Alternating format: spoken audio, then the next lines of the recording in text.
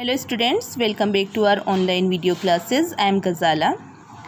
Students, today we will do our revision work for UT1 subject English, and we will do our unit 3. It has 2 lessons, one poem Run and second one is Nasruddin's Aim. Let's start from Run.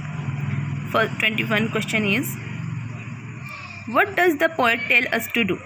Poet हमें क्या करने को बोलता है? इन poem run poem में poet हमें क्या करने को बोलता है? रन. वो हमें रन करने को बोलता है. Question number 22, running is a very good exercise. अब आपको यस और नो में बोलना है.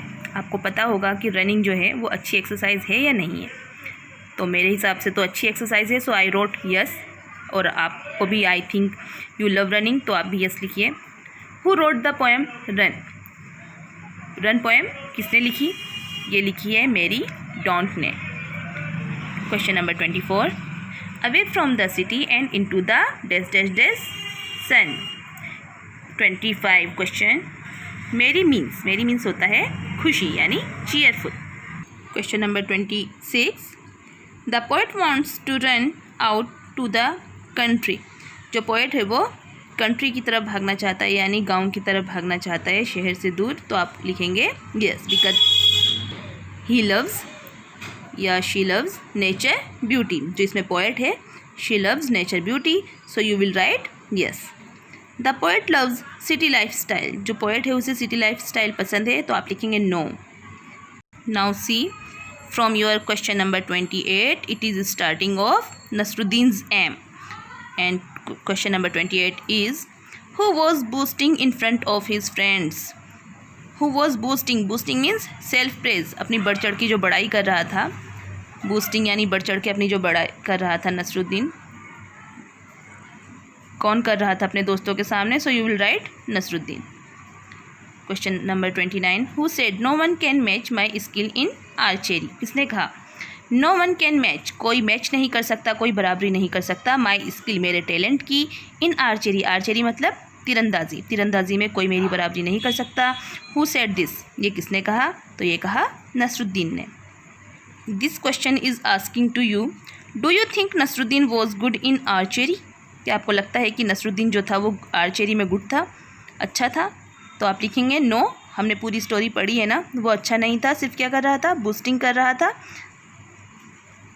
And he was making fool to his friends. अपने फ्रेंड्स को वो बेवकूफ़ बना रहा था. Now see question number 31, who brought a bow and arrows for Nasruddin. Nasruddin के लिए एक धनुष और तीर, कुछ तीर कौन लेकर आया? हिज फ्रेंड, उसका एक दोस्त लेकर आया. उसकी बातें सुनकर, जो वो सेल्फ प्रेज कर रहा था, वो बातें सुनकर उसका दोस्त उसके लिए क्या लेकर आया? एक बो, एक धनुष और कुछ एरोज यानी तीर. The arrow hit the target first time. जो एरो था उसने टारगेट को फर्स्ट टाइम में ही हिट कर दिया था. करा था या नहीं करा था? नहीं करा था. Question number 33, second time Nasruddin hit the target. अब फर्स्ट टाइम तो नहीं करा था, क्या सेकेंड टाइम पे उसने टारगेट को हिट किया था? वो भी नहीं किया था. Question number 34, after missing the target whose name Nasruddin spoke. Target को मिस करने के बाद नसरुद्दीन ने किसका नाम बोला? उसने अपने फ्रेंड आज़ाद का नाम बोला, अपने आप को बचाने के लिए.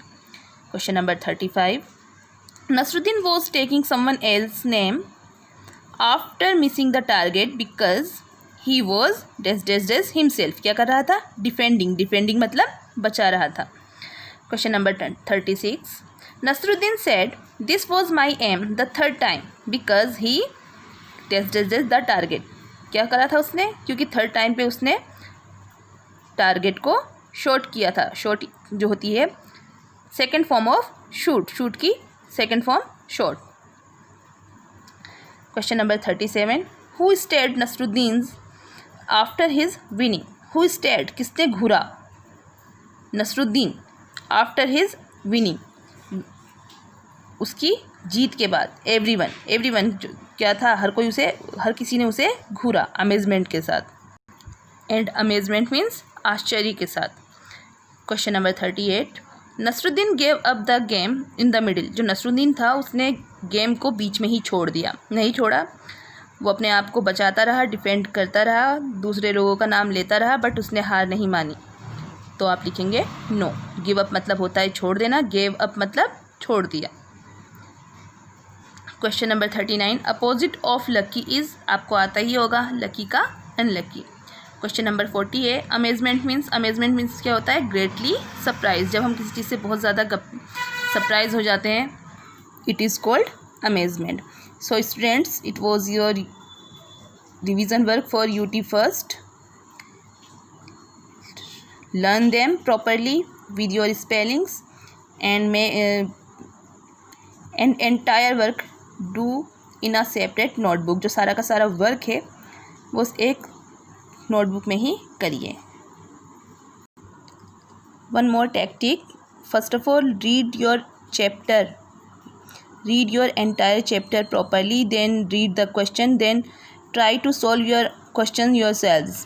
खुद आंसर ढूंढने की कोशिश कीजिए। पहले चैप्टर को अच्छे से पढ़िए, फिर क्वेश्चन पढ़िए और आंसर को खुद ढूंढने की कोशिश कीजिए। Okay, thank you.